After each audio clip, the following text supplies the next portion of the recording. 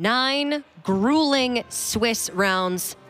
A cut to the top 16, and then it is win or go home. But these two players have not stopped winning. Drjikininki, the returning champion from DreamHack Atlanta, is going up against IKE, a member of Gamer Sensei, a practice partner to some of the best players in the world. But right now, he's the one that is undefeated in this tournament.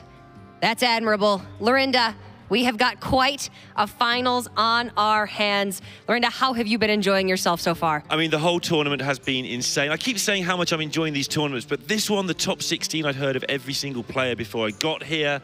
And it's just obviously from then on, you've always heard of every single player in every match because that's how knockouts work. Seeing IKE get to this final, his last few months, I mean, not many people even heard of him maybe 6 months ago. He's just a voice that you hear in some streams. And suddenly he's got to top 8 of Americas. Now he's in the final at DreamHack. It's really good to see how fast he's come along. It was very sudden, to say the least. I'd known of IKE, and I'd heard of his practice and his deck building and really honing in on refining deck lists. But to now see that in full form, he is still undefeated in matches throughout this tournament. And wow, I mean, Dr. J has got his work cut out for him in this one. But looking for that second DreamHack win, like what a player DreamHack, or what a tournament DreamHack has been for Dr. J. Just dominant this year on the circuit. Yeah, absolutely ridiculous. Cora highlighted it earlier. He's had 3 incredible finals. This could be his 3rd incredible win already. And IKE's going to mess up my stats if he wins, because there's only one undefeated DreamHack player in the history of Grand Prix, and it's some guy who went 1-0, then went home. This is IKE's first attempt. He's going to be like 11-0 or something.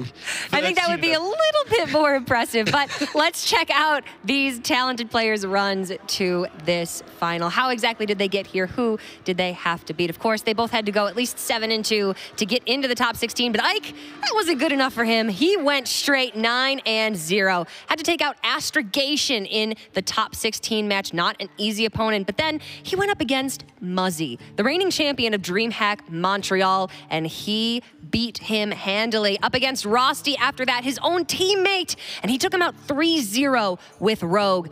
Now, he's got to go up against Drjikininki, who went up against the indomitable Count Waffles in the top 16. Count Waffles held his own. He's a great new player to the scene, but he wasn't able to take out Dr. J this time. Then Drjikininki went up against his fellow DreamHack champion, Shoop, the champion from DreamHack Austin of this year. Took him out in a 3-2 victory up against Monsanto. Dr. J got the better of him, and now he's got to face the undefeated IKE. These have been some incredible roads that these players have found themselves on to get to this point. Such difficult, highly respected, very talented opponents they've had to play.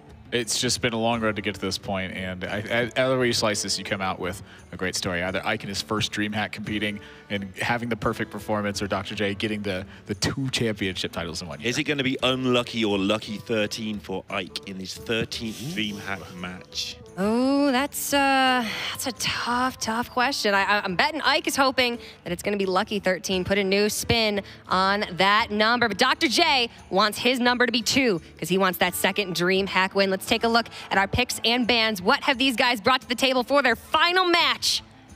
Whew, Dr. J's looking a little bit tired. Not gonna lie, it's been a long weekend. It certainly has, and he just had his previous match, had about 20 minutes to study, but your brain doesn't really get a chance to ever shut off. Dr. J will have the Druid, the Rogue, and the Warlock. His Priest has been banned. IKE will have the Druid, the Rogue, and the Priest. His Mage is out of contention. So notice that neither player has banned Rogue in the finals. This is fascinating to me because this Rogue has been so good by virtue of being the 2nd best deck in everybody's lineup. It's kind of sometimes the first best. But it's hardly ever been banned. That's the thing. It's sort of been always just 2nd best, just not quite bannable, but still good enough to just go tearing through everybody's lineup. Well, early on in the tournament, players were banning it constantly. Right. It was a constant attention that it was brought to. IKE bringing what he's brought to the table, he has performed very strong versus Rogue, and I think a lot of that has to do with the tech choices he's made. Every single one of his lists has paid deliberate attention to that build in particular. Yeah, it's been a well-thought-out strategy, and we actually saw in the previous series for IKE, he 3-0'd Rosty with that Rogue. So that's the danger that you face when you leave up Rogue. Maybe in Conquest, it can only net 1 win. In Last Hero Standing, it can get you all 3. The 2 formats are different enough that it makes a lot of difference when you have these powerful classes that can get those sweeps. Yeah, it's much harder to just outright target a certain strategy, obviously, in last year's standing, because when they lose it, it's gone. So you have to have preparation across all of your decks. You know, how does that change the way you ban stuff? How does that change the way you just select classes in general? You know, Warlock was a big talk for us when we started talking about aggressive strategies in the tournament, but Mage has been kind of flying under the radar, but it crept into two of the top four slots in this tournament. And they've been getting banned, which means they're doing their job. If your mage is getting banned all day long, that's fine. You can play your rogue all day long. That's a fist pump. You're happy about that one, but it is time. We're going to get out of here. You guys are going to see the final match. Lorinda, who is it going to be? Oh, Dr. J is going to take his second one, I think. Some bold predictions. Admirable. It's perfect so far. And I'm not going to go against that. I think Ike's taking the perfect record here at his first DreamHack. The crowd is split over this decision. Do we like Ike or are we cray for Dr. J? Let's find out. The finals starting right now.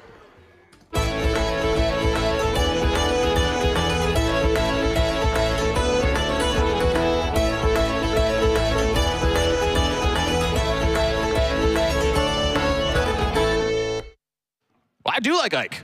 And you are cray going with Dr. J. You're setting yourself up to be the bad guy here, I think, by the sound of that crowd out there. Is that any different than the usual? That sounds about right to me. I've always been a home, like, play for the homeboy, play for the pop, the cheap pop. Dr. J's going to win this. They don't do it. Come on, crowd, wake up.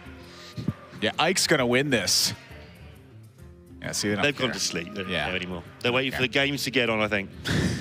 So, grand finals, my gosh. This is insane. Ike in his first DreamHack. Can he take the perfect record and get there? Game one's getting there. Let's get into it. Dr. J hunting for his second title this year. And Ike looking to win his 13th and going on defeat a 13th DreamHack match out of 13 played, which would be ridiculous. He's got a pretty good opening hand to do it with, starting with Wild Growth, leading him to Mire Keeper, got Jades to back it up. Dr. J, he's got Cobalt Scalebane, a little bit of early pressure, picks up Vile Spine with Coin. And he's just looking to sweep this. He's just going out there with Rogue and saying, I want to go 3-0 with this and get it over with. I think both of these players have some pretty strong opening hands. Ike's I would tend to give the edge to. Double ramp with Jade Behemoth and with Malfurion can get awfully dirty. 2-5 with Coin in the hand for Dr. J, plus Shadow Step options as they come. Definitely a lot of pickups that can help him. Obviously, I don't think we've seen it once in this tournament with the Keleseth on 2 with Shadow Step. Not on stream. I haven't been seeing it on stream. I mean, most of the time, Keleseth's just really not being drawn.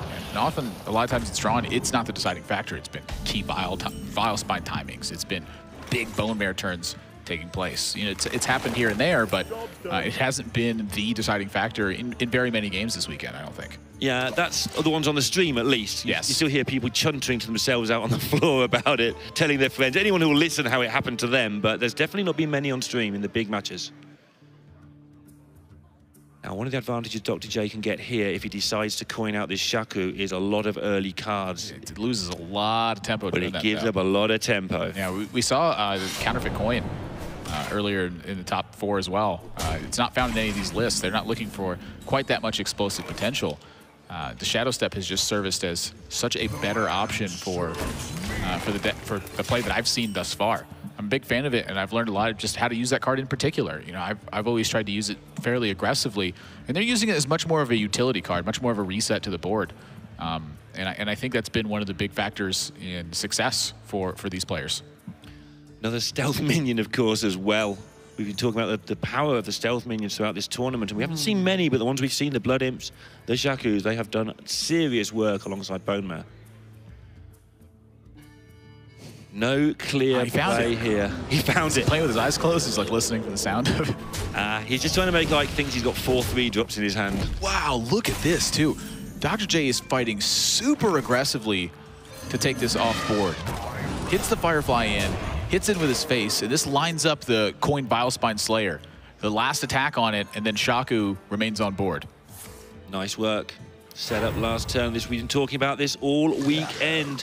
Minion combat is getting more and more important in this game, and Dr. J's previous turn has given him a board and 2 good minions sitting there. Evolving Spores adapts every minion in play.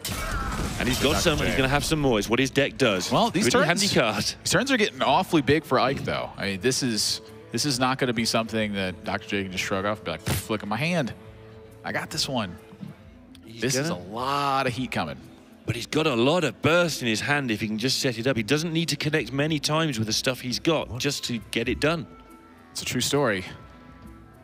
You know, you adapt these guys, you give them the +3, you hit in the face, then you maybe sneak through with a Bone Mare, and then you just leave all your Shadow Step win. It's as easy as that. And that's the thing. The Valkyrian looks so appealing in this spot. I'm curious if Ike's going to be a poison gamer here or not, but now this sets up the Flame Elemental plus the Evolving Spores. If he can get something big off that, that could be huge. But you also might be looking at options for just developing strong again. The Cobalt Scalebane. There's not really poor options that Dr. J has to take this turn. Evolving Spores can get +3 attack. I mean, we know what they can get, but +3 attack and poisonous in particular are two things they'll be looking for here.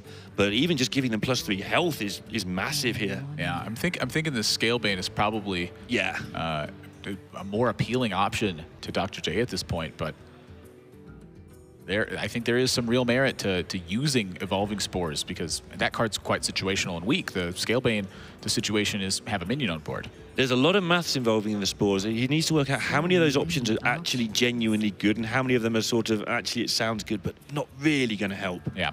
Like plants, they sound good until they get swiped. Or Spreading Plague. Or Spreading Plague. Yeah. So there's fewer good ones than you think, and Jay's just going to draw another card and see where he stands. Pick himself up a Jade minion of his own. You know, that's quite clunky, but a 3/6 body is nothing to scoff at if you're trying to just simply land Bone Mare value. That could pull a lot of weight in this matchup. And a Shadow Step the Shaku to reset that. Yeah, plays it on turn 6, next turn, then evolves it as well, and then he's got Bone Mare to defend it further. It's one of his options, or he may just dump these Spores and go really wide because he's got so many minions. Well, the Ultimate Infestation picked up now gives Ike that gigantic turn 10 with Forgotten King and Ultimate Infestation. If he can find clear skies, I think that Dr. J is going to be in a lot of trouble. I agree entirely, but I'm not sure the if is as easy as it sounds when you say it quick, of course. He hasn't got much in terms of occupation for the next couple of turns, and Jay's got a lot of stuff. Yeah, the options really here are between clearing out the Vile Spine Slayer or clearing out the Cobalt Scalebane.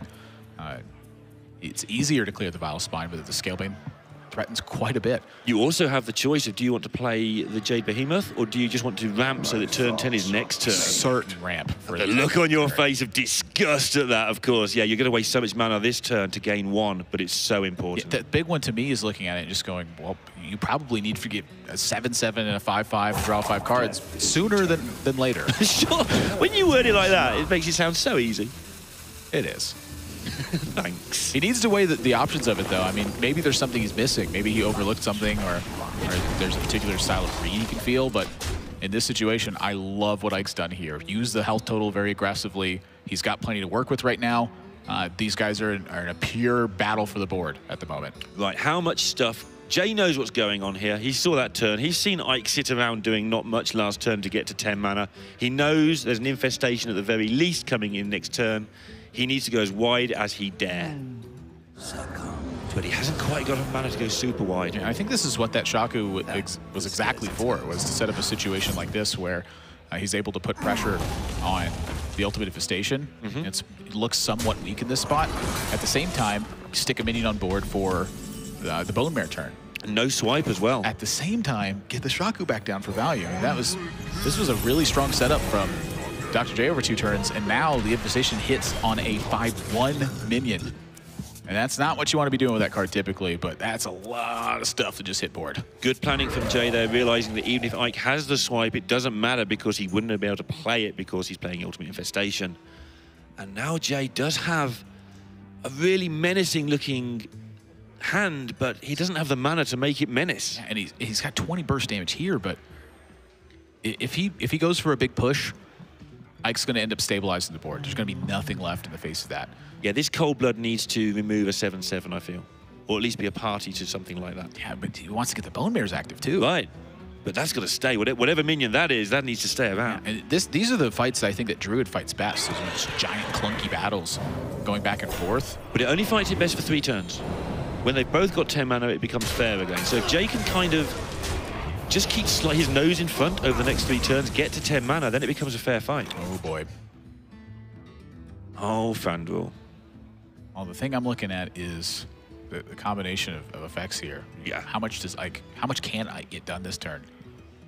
And does he need to do it this turn, or he wants to do it with Novish at some point? Maybe he waits a turn or two, empties some of this stuff out of his hand, and saves all the Fandul stuff for a big burst in a turn or two's time. That's the planning. It's not just about this turn, it's about how the turns look afterwards. To me, it looks pretty appealing just to go ahead and rip the Jade Idol, and once again, continue to use his hero power. But look at what Fandul's doing either next turn or the turn after with Novish, and maybe a Rat comes in there, all that sort of stuff. Mark of the Lotus was super important here too. It keeps another Bone Mare at check in his spot. And that's really where the extent of Dr. J's push is coming from, those Bone Mares. And right now, Ike's staying one step ahead of him. Yeah, he's got a couple more turns of staying ahead as well. Dr. J still has enough to get this done if he can find a way to keep the board, I was going to say under control, but the board's kind of losing control, but at least he's not overwhelming. The thing about it is if he just goes toe-to-toe the whole time while Ike's cranking out Jade stuff, that's where Ike finds an enormous percentage of that win rate. It's weird. Dr. J needs to hold level for like 2 turns because he needs to get to 10 mana, but then he needs to explode before those Jades just overtake him. And if he's going to save Jade problems, Aya is not going to save Dr. J, his opposing Aya. It's just too much. Aya's a nuts card. It's the Fandral to build board tension here as well. With no Bone Mare in the mix, what's the punish to leaving a Bone Mare up? It would be an enormous amount of damage. Yeah, not playing the Wind Fury build that we've seen some punishes come from. No Wind Fury shenanigans going to get him out of this. I think this game might have gotten out of control here for Dr. J. This is so, so important. I know every game in a best of 5 is important by its nature. You're a third of the way there if you win, but getting rid of the class that's been sweeping people through the tournament is more than one win for me. That's been both of these. Rogue's been doing it and Druid's been doing it. Yeah. You know, a lot. I've heard here in Hot Meowth talk about it earlier, and he's like, I think every set I lost, I was 3-0'd by Druid. Oh, okay. Interesting. It's a powerful class. It did lose a lot of the explosive oomph with the change to Innervate, but man, Jades are just good. Yeah, they are. So Bone Mares, but not as good as Jades on turn 9. Yeah, and notice the sizable difference in Jades at this point. And this is, I think, the spot that Dr. J's fearing the most is when, again, he's just trying to go toe-to-toe with it, but eventually that slips away. Ike's Jades will outscale this. So looks like a temporary reprieve at first glance, but this Mark of the Lotus and Spreading Plague is one option. Clearing up the board is just another good option. He's got so many things. When you start saying as a caster, this is good, or this is good, and there's a pro player sat in the seat, you know they're in a good spot. Every time you have nothing but good options, it's like, yeah, pick one. Yeah. Like, mess this up. Oh, I can't. It's all too good. Spreading Plague has largely lost its defensive potential in this game. The Mark of the Lotus providing great value here on board just to fight, but the swipe, I think, is just even that much better. I mean, look at how much work gets done on this board, and Dr. J still has to handle just 1/5s. He can't do it. Yeah, and they're just doing their job of defending the big stuff, and Rogue doesn't have ways to kill through taunts. That's one of the weaknesses of the deck. The double ramp from Ike early on was more than enough to give him the time to keep toe-to-toe with this deck. Yeah, I mean, and we're talking about that. Ike has drawn 5 additional cards with Ultimate Infestation. Dr. J has had this hand for the whole game. That extra mana, you can see the damage the extra mana has done. Ike has managed to play like 9 more cards out of his hand than Dr. J has over the course of this game. Of course you're in a good spot if you do that. Even before you factor in the fact that these things are 6/6 for 1. Just in case. Is that good? Seems reasonable.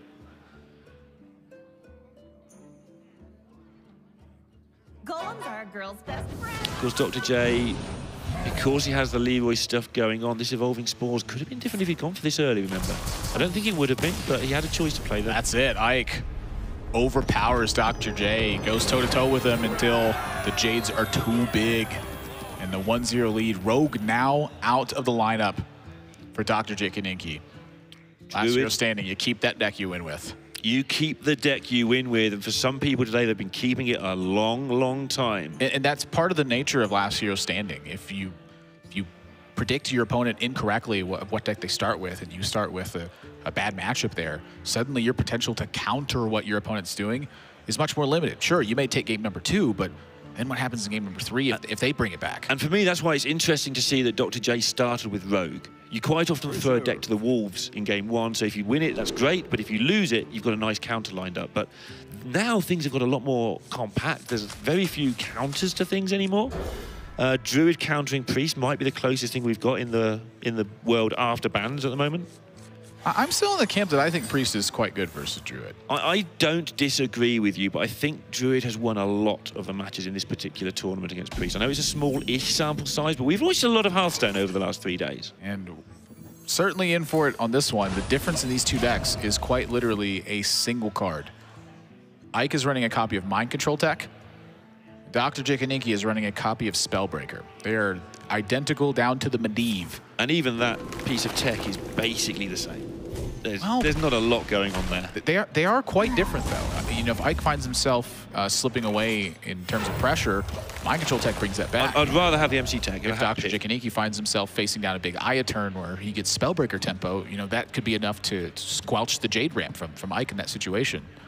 They're very different styles of tech cards, but for me, the big difference right now is that one of these players has Jade Blossom, and that starts the ramp right away. Yeah, and that's the big deal because we always talk about balancing the ramp. You need lots of ramp for the Jades, you need lots of ramp for the mana. Jade Blossom's the one card that just does it all. And so Ike. I like the aggression here as well. Yeah, get ahead on those Jades early, make your opponent have to start doing things, interrupt their plan. They just want to make Jades. They don't want to sit around dealing with stuff. And the thing I'm looking at here is with the Mark of Lotus in hand, how is Ike going to treat this turn? I think he's got a lot of options for how he wants to approach this. He's going to instantly ramp. Yeah. Honestly, I think there is some merit about that. Go wide there. Yeah. And he's going to trade straight up. That's something else I've noticed from Ike a lot as well. He's not taking a lot of value trades. He's trading straight up his weakest minion on board for in these situations. Keeping the big stuff nice and healthy and making it hard to kill it over 2 turns. Yeah, it's been something that's fairly unique to Ike that I've seen on broadcast so far, is that most players are tending to take value trade and try to set up more awkward board states for their opponent. He is favoring pure raw power of the individual minion. That is interesting. I think I noticed Muzzy doing a lot of that as well, and they obviously... 2 of the best. There you go. It's always interesting when people start doing weird stuff that doesn't look right and winning. It usually means that everybody else is wrong. Ike is going in. Yeah, wants to get to use whatever he gets from this Nourish. The turn he gets it, he's managed to use it as a card draw spell, which is a bonus because you usually have to use it for ramp. He's managed to get to 10 without using that 3 turns before Dr. J, or at least 3, yeah, he's 3 ahead of Dr. J. So his Nourish is going to be massive bonus. And even right here, Ike chooses not to protect the 1 health minion. He's going straight for face in this spot.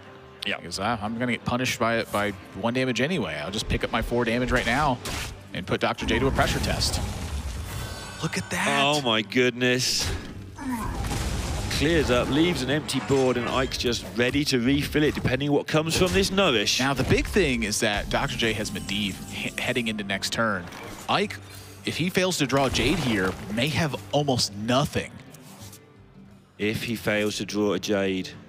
Medivh is still a really heavy hitting card. This could be a problem for Ike. Yeah, Medivh going into 9 and 10 or 8 and 10, whichever way you want to do it. Ooh. But Ike, he's got the cards with J written on them. It's not Dr. J that's got the J's in this game. I mentioned it right away, though, the potential to shut off ramp. Behold, whoa. He's going straight for the ultimate infestation. Okay. I think a Jade Spirit there would have been fantastic for Ike. The ability to put 5 minions on board would have been terrifying. But I am somewhat surprised by this. I mean, I felt Medivh was incredibly powerful this turn. Right. You know, but accounting for the 3 draws that Ike has, feels like it's just more stuff on board to actually fight with. I don't know. He played that turn awfully fast too. Maybe he wanted to have a wide board out there so that Ike couldn't UI. Like you play Medivh, you trade in, you UI it, you've got turn 9 mana, you've got nothing to do with your anything, and you're facing down a 5/5 and a whole bunch of cards. Maybe he just didn't want Ike's UI in his face, rather than spread it around this wide board. Makes sense to me.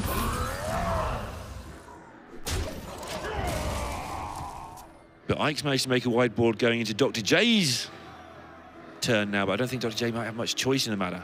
He's so far behind, I think UI might be desperate. Then you don't get the 10 mana card. I think that's in order for sure. Sure, you're already far enough behind on Jades. But now you don't get your Medivh. And all the time you're tiptoeing around this stupid mind control deck your opponent's dared to put in his deck for this purpose. Sets up the ultimate infestation, but that Jade Behemoth is ready and waiting, and that's 7 Jades. They're being and 8 Jades are even bigger. That is a huge draw for Ike. That is the best card that he could have drawn this turn, and Dr. J is in infinite trouble. I do not think he wins this game. That's a lot of trouble, Admirable. Are you sure it's that high? I mean, pick a card in the game that he draws that hurts Ike in this spot. Yogg Saron. Yeah, well, it's not in his deck. And then it's up to the gods. Yeah? Lap of the Gods, and it's a card that isn't even in his deck, so he gets disqualified anyway. That's a bad spot to be in. I assume he's not playing any a Doomsayer. No, Doomsayer has been, I think, one of the less successful in these styles of matchup sort of thing. Yeah. Not even, I mean, Doomsayer would do it, have to have spreading plague with it. Yeah, just looking at any way that he could possibly have got out of this, but no Doomsayer either. It's not there.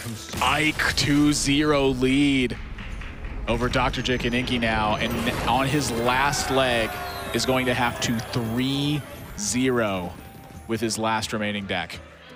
Warlock. I think my spreadsheet will reject this if Ike wins 13-0. It's just going to tell me I'm making mistakes. Nobody goes 13-0 ever. It is incredibly difficult.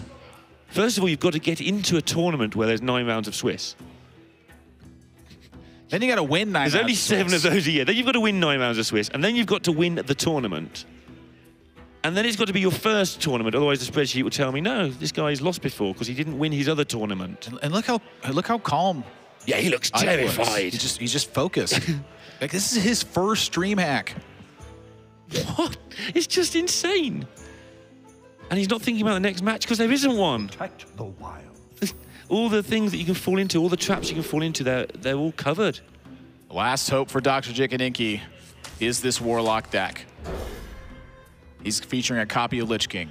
He's got 2 Bone Mares. He's got Cairn Bloodhoof. He's got Blood Reaver Gul'dan. He's very focused on Pirates and Vicious Fledgling. Day 1 was kind of about the Warlocks. Day 2 was about where have the Warlocks gone. It's going to be about the Warlocks again if Dr. J wins this tournament. Big pickup. It's one of the most important cards versus Druid. It really is. Got to get that early pressure. We know that. We've seen what happens if Druid get mana together. And even though there are a couple of ramp cards for Ike, he is going to start taking some damage quite rapidly here. Look how aggressively both players have been using their life total in this matchup simply to fight for board. 27-28, and the minion hasn't attacked yet. What's going on? Oh, boy. Oh. This is going to get dangerous for Ike. I think if this fledgling gets to attack, then Ike is in a heap of trouble. Wrath or bust. Oh, man. Now, swipe is available, but he's got to fade the hit. If he does not fade the hit on this fledgling, things are about to get out of control. Plenty of good things here for the fledgling to hit. Stealth, can't be targeted. Plus health, Wind Fury. Divine Shield. Theirs can't be targeted. And buckle in because... Swipe that.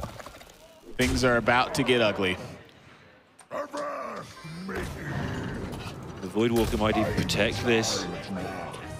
Decision time here, but I think you just make the trade because you need to make sure there's nothing can touch that fledgling. I am not taking any risk whatsoever.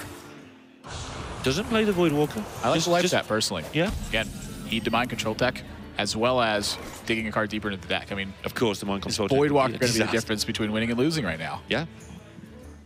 I don't think so. Well, it would be if he lost it, yeah. If he got mind control tech, you'd be in so much trouble. Right. Yeah, that's a... I'm thinking of a draw here named Malkazar Zimp that could be awfully good. Yeah, just a bit. Still a good turn for Dr. J, almost any way you slice this. Soulfire mops up the 3-4.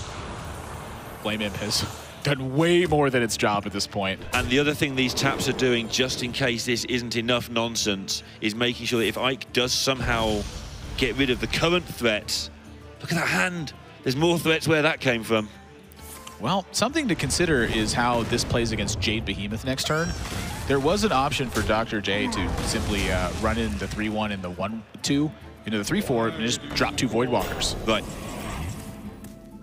Jade Behemoth is not there, though. It's not there. He can't swipe the 4-4. He can't put up a taunt. What's the play to win? You've got to get a minion down. Yeah, you've got to do it with minions. You can't target it, so you've got to do it with minions. Running it back.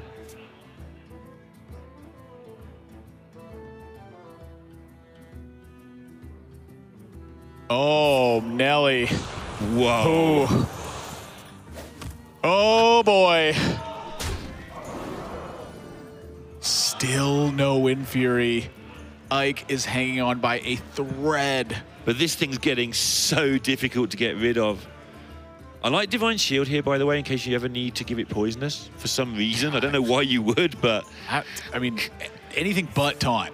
Yeah, it's fine in that spot. Just keep going. The buffs happen. Cut the damage. Oh. Oh, he's left 4 minions up. Well, I mean, at this point, I think you've got an idea of, hey, if you got Mind Control Tech and you steal this Vicious Fledgling... No, but what is on the top of the deck? Well, I think this turn... I am definitely doing it this way. I'm going... I think I sack the 1-2 this turn. Ike's at 9. Oh, you got more than 9. He's at 9. You got more than 9. You got 8. That's more than 9 where I come from. Okay, he hasn't got it. And there's a lot of ways to win this game off the top of this deck. Points of damage will end the game. That can come from just the attack. That's 0 points of damage right now. There are no demons on board. Yep. And that's 0 points of damage because he hasn't got 7 mana. Does he get the Wind Fury? No. And Divine Shield doesn't stack. Total corruption. Yeah, man, it is a 6-5. Okay. Dr. J's out of Soulfires, and so there's not really much reason to push that damage. Any connection is likely to win in this game, but... Whoa. Nah, no way. Don't forget, he cannot target this minion. So he can double swipe it. Though. I mean, he can swipe one thing, then swipe it again. He can actually do stuff here. He can clear the board this turn. Right. He'll have a Wrath to his name against a horde of rampaging bone mares, but he can hang on. He's not dead. Yet. That's the big one. That is the big one, but he's also going into turn 10 and not dead. That's a thing that can change. Ike, I think, is looking for Spreading Plague. Yeah. Or UI might be enough. We can see that Dr. J actually can only put 1 minion down at the moment. Ike's obviously dead.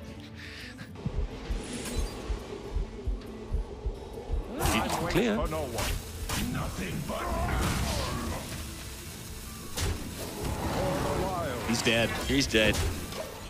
He could have attacked with Fandral into the Vicious, attacked with Face, and been at 1. And never win the game. Well, I don't know. I mean, maybe... I prefer clearing there and drawing Ultimate Infestation the turn after. Wow. Dr. J smashes in and puts a point on the board, bringing the reign of Druid to an end in this set so far. But his job's not done. He's got to win 2 more to bring this back. And it's 2 different games, Priest and Rogue, like the polar opposites of the format. The Warlock can do that, for sure, but it's not like it's taking on the similar deck twice. It's got 2 different jobs to do. Well, the Rogue deck for Ike, I think, has been performing fairly well. I mean, he's 12-0. Matchups. I'd say he's been doing pretty good. It's been looking awfully good. He's got the double backstab, double SI. He's got the 2 Shadow Steps. He's got the South Sea Captain. You highlighted this a minute ago. This is the most nervous Ike has looked in this tournament, and it's almost completely stony-faced. A little bit of eye motion looking around, that tiny question. But if this guy, whatever happens in this final, this guy's going to be a star. He's going to be winning Hearthstone tournaments for some time to come. He's playtesting with the best players in the world, and he's got the composure to go with it. He's got the coin with Rogue. That is a big deal. Was that a captain sneaking into view there? It was.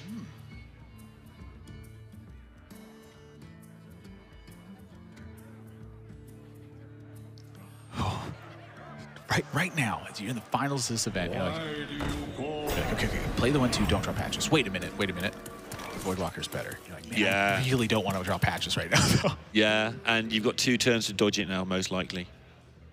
Because you want to play it with that captain. You're playing Keleseth next turn. Just assuming he's drawing it.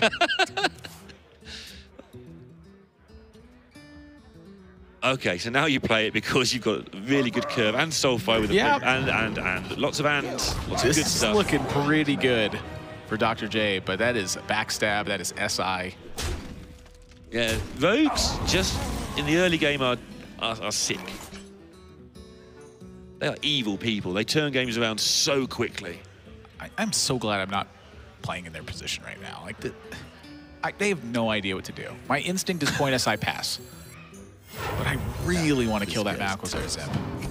Yeah. Because if Dr. J's got a really horrible hand here, he just Soulfires and cycles. As it happens, he hasn't, so that's good as well for Dr. J. He just plays a good card. Oh! I think the Bone Mare being discarded right now is He's fine with that, I think. better of the two. Yeah, I think he's fine. Not sure, though. He's got a Pirate on board. He's got a 3/3 Pirate in hand that makes it bigger. I think that's okay for him. And you've been talking about Flame Imp and how when Warlock plays Blood Reaver Gul'dan on turn 10 against this matchup, it has a very high win rate. Yeah. However, you've said that you believe it's much more to the fact that the Warlock got to turn 10 than it is Blood That's Reaver how I Gul'dan. believe. I don't think the Gul'dan is the important bit. It's the getting to turn 10 bit that I think is relevant. And Flame Imp right there was a pure liability, but now Keleseth's drawn. But Dr. J makes no movement on board at all this turn. Yeah.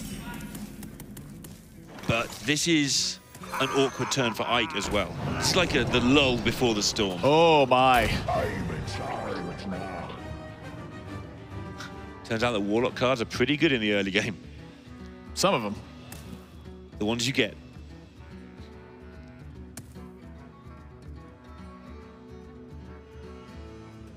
This is interesting. Ike's trying to find an excuse here so that he can use his deck hand. It's an excuse to get the dagger up. You want that excuse. It's something you need to do at some point.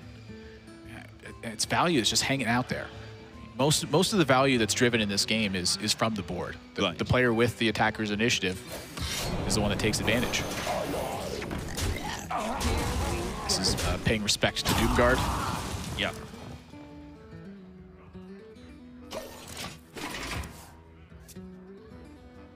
Of course, you're always tiptoeing around as the Warlock in this matchup. You want to... Oh boy. That's a big one. And that's why Ike killed Malchazar Zip. If he hadn't, Dr. J would still have 2 cards in hand, and it would be ridiculous. Cairn gets drawn, but No, this is actually that great right now. Scalebane, attack, start taking your damage. I hope you can recover. Hasn't done enough damage to face, so Dr. J can draw some cards. A lot of the time, the Warlock has to struggle a bit to draw cards here in case he takes too much face damage from a Voidwalker. Leroy. That's actually a decent pickup. Soulfire as well. Big draws for Dr. J. The Doomguard is unchecked, and now Ike is in trouble. Yeah, Cairn's not enough here. Ike needs something small and useful. That's not it.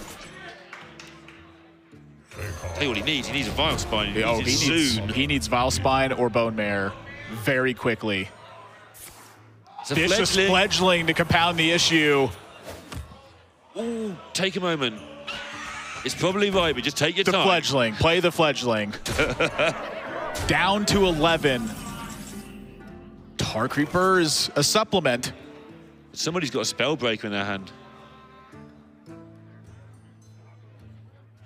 It's not enough. I can't reach. He can't reach this Doomguard right now still. He can dagger up, Drain Soul, Deckhand. But he's going to play the Tar Creeper because it's a taunt that he needs. I don't think he's going to. Okay, I think he doesn't. That's fantastic. He's got to wipe the Vicious Fledgling. This is true. Okay. For honor. Yeah, he's going to take care of this.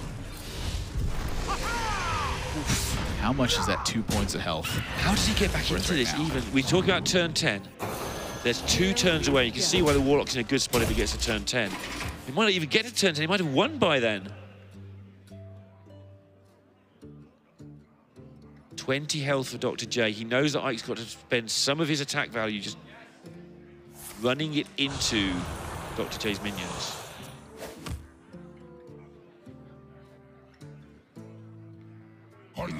Get some damage this turn, but this is the moment right here. Ike's got to draw something big. Leroy would have done it. Leroy was lethal there.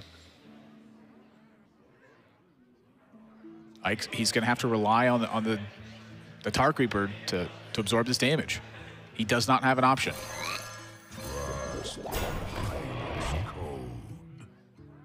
At this point, he's like, man, I got to fight for board. I mean, do I use this Shadow Step on a Firefly just to try to get some board presence here? But how do I win if I can't? Do I need the Leroy win or do I need the board presence win? That's the question.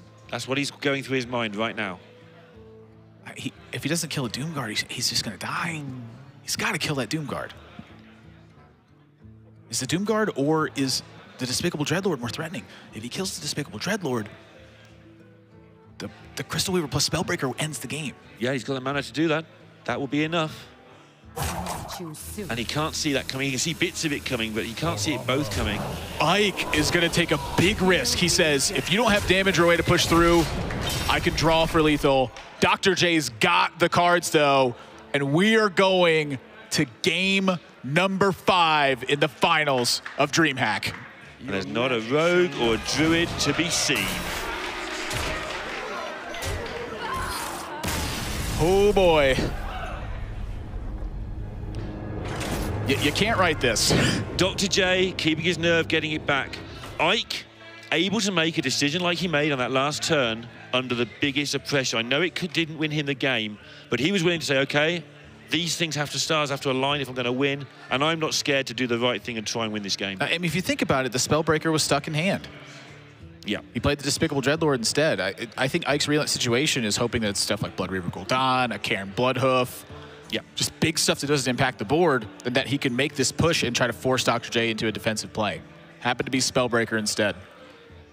And for the first time, Ike is actually looking like a man who is not a robot. And again, put yourself in this position. You're up 2-0. You're like, I'm 1 game away from winning this whole thing.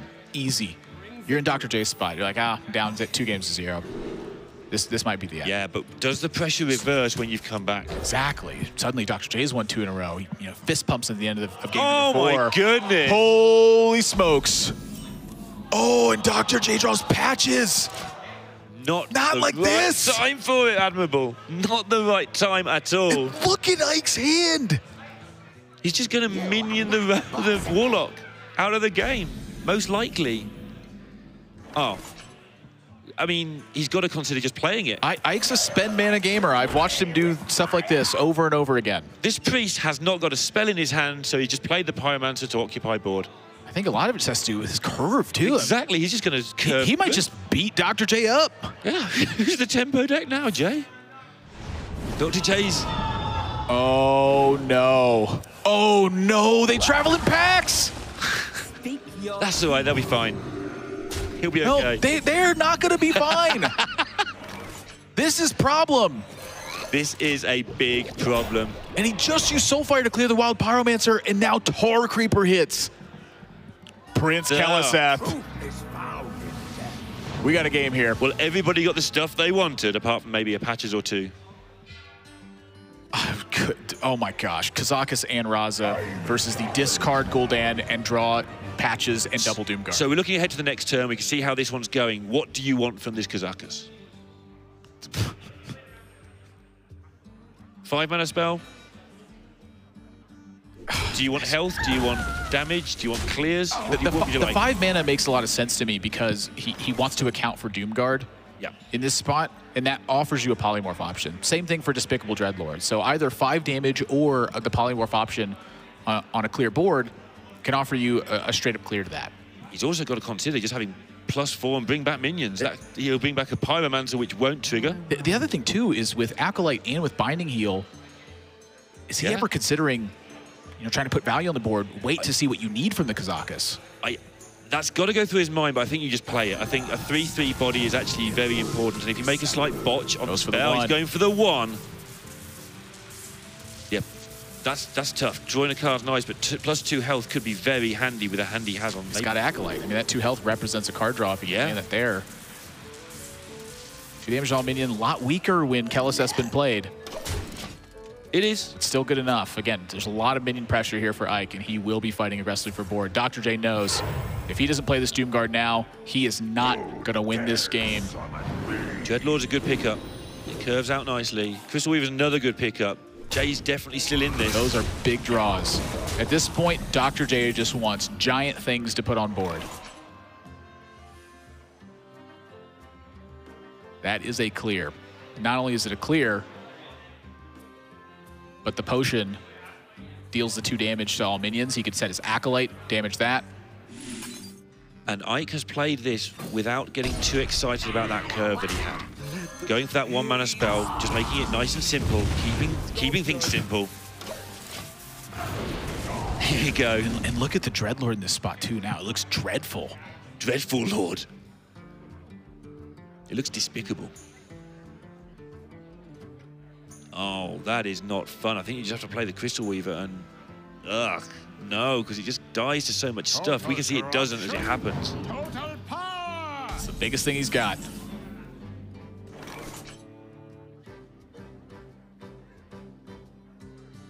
Is there anything you can find? Do you want to look for a Shadow Word Death, or do you just want to carry on with a plan and play your Razo and let him worry about it? I mean, in Ike's spot, he would love to find Shadow Word Death here, but he forgoes the Razo if that's going to be the case. I don't think he's got that liberty.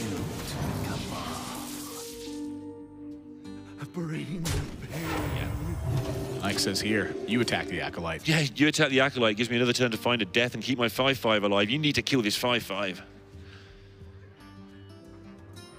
Lich King's important here, but it's a little slow. Dr. J's got to pay heed to that Acolyte. I think he has to, because he wants to get this Dreadlord on the board. I have watched players ignore Acolyte of Pain, and it is not pretty. Yeah, and again, he needs to get this Dreadlord down. Everything about this play is sensible. Velen is just a 7/7, but 7/7s are good. Oh my! Shadow Word Death that we were speaking about a moment ago still has plenty of good targets. Oh boy. Pint size. This is a full clear for Ike. He shrinks down the 2 right side minions. Shadow Word Horror cleans them off. The shrink of power onto the Crystal Weaver allows the trade.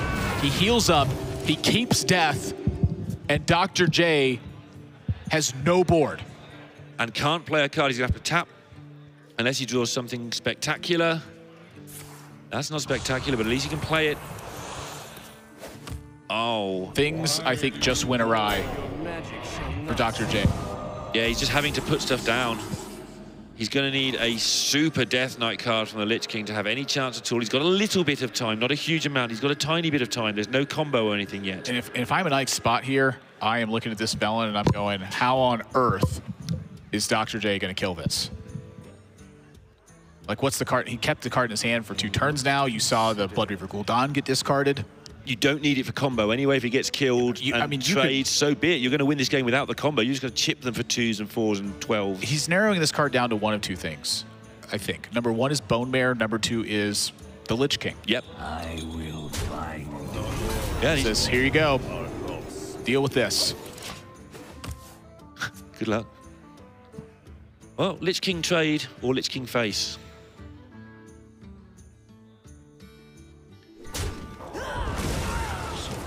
And death is waiting for the Lich King. Death Coil's a great card, but he's got to make progress on the board, and now the damage is cranking. Back to 30 as well for Ike, just so much time. Everything's going Ike's way. Looking for that 13th consecutive win. He's never been to a DreamHack before, and he still hasn't lost. Bone Mare is so heavy. Second Bone Mare. Ike's hand is pretty darn dead, though. It is. He's going to need to pick things up, but what Prix decks do is pick things up. Every card in the deck draws cards or kills things. He has used up almost all his minions, so he's not going to get any more board presence, you wouldn't think. There's still a significant number of poor draws left in Ike's deck right now. Dr. J's trying to force the Velen to be a straight-up trade in this spot. That will draw a card. Of course, it's delayed, but you know, you're looking at Spirit Lash, Galaka Crawler, Holy Smite. Oh, wow. He's Silence. Use the circle so he can get the Velen to make the trade because it's doubled up. And now, This is wise. This is the same position as last turn, but even worse for Dr. J. Winner of DreamHack Atlanta. Just 2 DreamHacks ago. Yikes. Well, I think it's hoping time. Without Blood Reaver Gul'dan, I'm not sure how much more damage Dr. J can afford to take. But you've got to save damage by buffing him, giving it some taunt. You save more than you give yourself. I mean, can he afford a life tap? I don't think he can. Can he afford not to? He's going to do it next turn. So now Pint-Sized Potion, it's the alternate effect. It's to shrink minions down to prevent damage in the spot. Going to trade first, see what happens. Oh boy. Would you like some cards? Just the one. Bone Mare looks like it could stick to the board though. I foresaw this. Maybe. Well, yes, it should, but... Oh, Don't clears it off. 4 damage because of the Velen. Oh my goodness. And just, his hand is fine, everything's fine. He wins in the next turn just by damage to face. He might just ignore the Bone Mare. He's not going to, because that's the way he can lose. And what card gets Dr. J out of this? Yogg. That's the answer every time you ask me that question. It's not in any of his decks. That's no good. I think Dr. J is just about donezo. Ike doesn't have any damage left. Throws out a life tap. Karen's no help. Not the boss of me.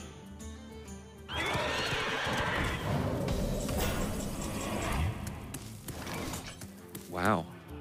Hey, give me that. Oh, Oh, the silence. Ike is going to take game 5, and in his first DreamHack has a 13-0 record and becomes the DreamHack Denver champion. 13-0. Cora is looking absolutely stunned. I'm gobsmacked. This is one of the best finals I have ever seen. Look at the camaraderie here, and look at the look on Ike's face. He's in disbelief.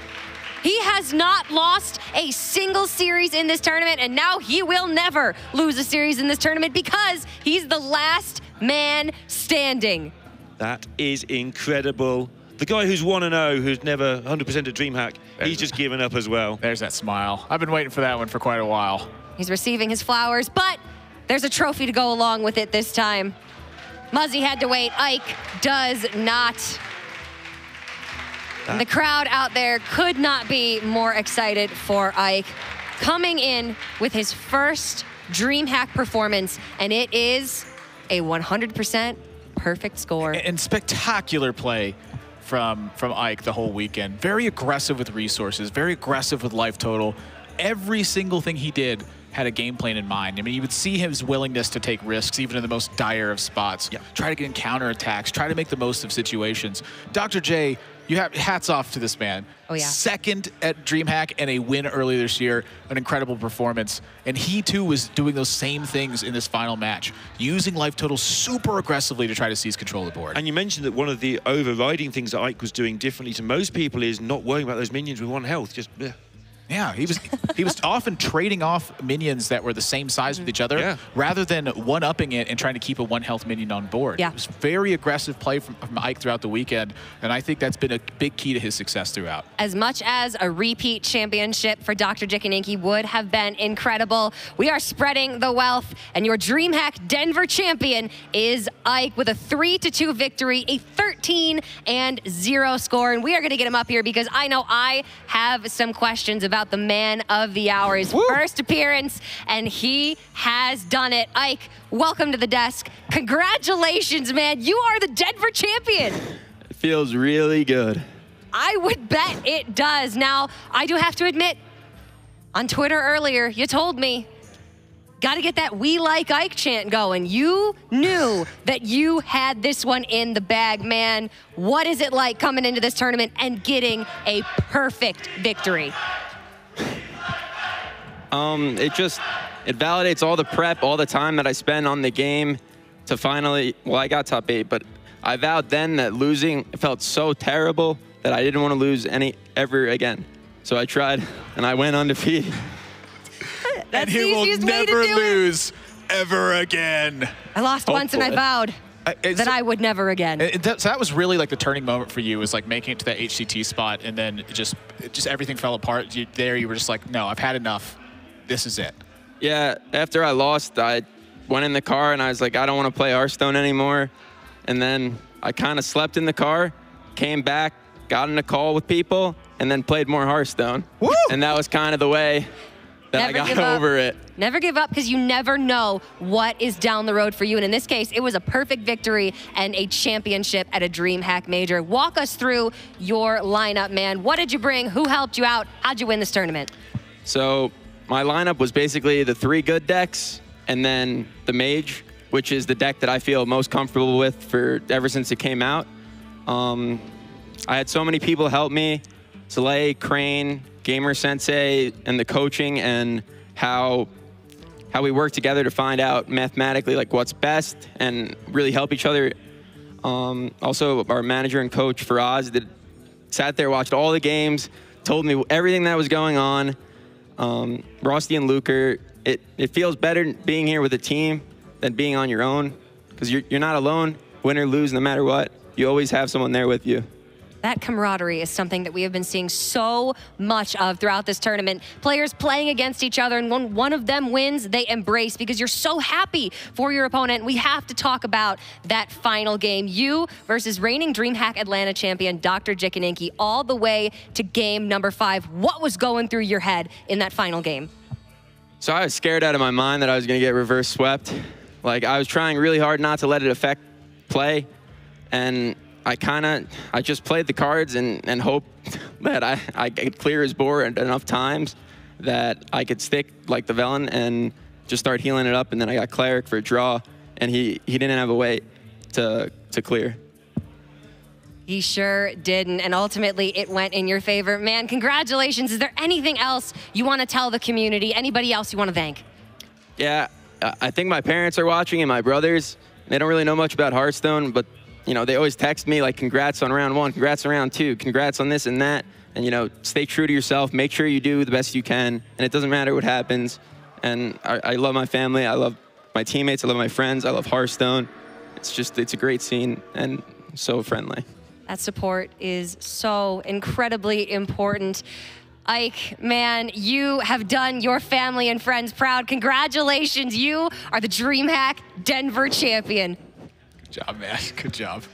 All right, guys, that's gonna be about it. What a hell of a weekend we have had. The very first perfect run to a championship title. It was Ike who took down all 13 of his opponents, and he is now the DreamHack Denver champion. But thank you so much for sticking with us throughout the entirety of this tournament. We will be back in December, but this time we're gonna be coming at you from DreamHack Winter in Sweden. From all of us here in Denver, from all of us here at DreamHack, thank you so much. Have a great night.